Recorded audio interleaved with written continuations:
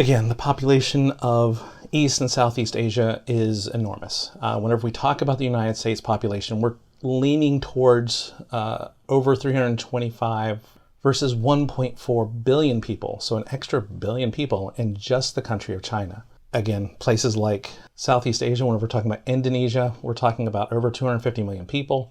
So that chain of islands, much smaller land area than the US, has a population almost the size of the US. As you can see on the mainland, we have areas, especially in places like Vietnam and Thailand, where we have very dense population centers. Philippines, very dense population area. Now that has something to do as well with the fact that these maps are showing you population density, which is number of people per square unit of area. And so if you don't have as many square miles on your islands, it's going to look like it's more people there because the density per square mile or per square kilometer is higher.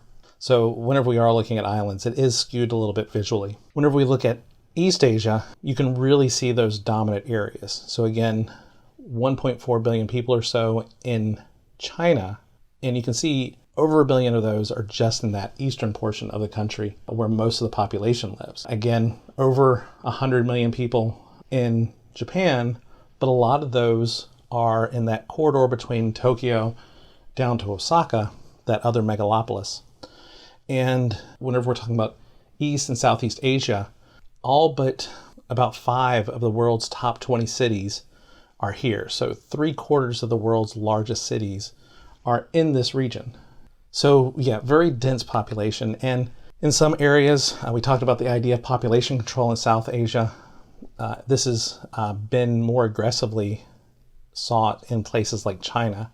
China had the one-child policy, and it still does technically have the policy. It's just a changed policy since the spring of 2019, where it went from having 1 child in urban areas, 2 children in rural areas, to allowing 2 children in urban areas because they recognized the fact that because of the policy had been so successful, they in the long term were going to see a significant drop in their population. So they're allowing 2 children to urban families to allow for that population to not have a significant drop in the next 20 to 40 years. There's a lot of cultural issues tied up in childbirth.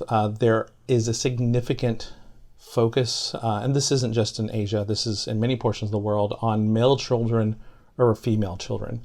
And this has led to everything from abortions to infanticide in various portions of the world. And it has left many of the East Asian countries with a lopsided population demographic, where you have significantly more male people in countries than female. Whenever we look at the populations in this area, there is a lot of people living in urban areas. Cities do continue to see the largest growth for people moving from rural areas into the cities to be able to get jobs and opportunities.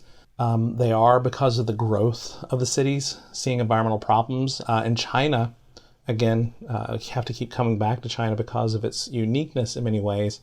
They've built many cities that very few people have actually moved into.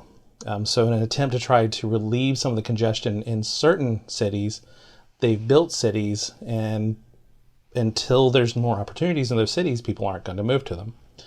We have seen new forms of architecture, public transportation, and urban design to try to deal with some of these issues, but we are still seeing some of the issues of poor workers, or especially as we get into Southeast Asia, into these nearby slums, to support the cities, having an impact on these populations.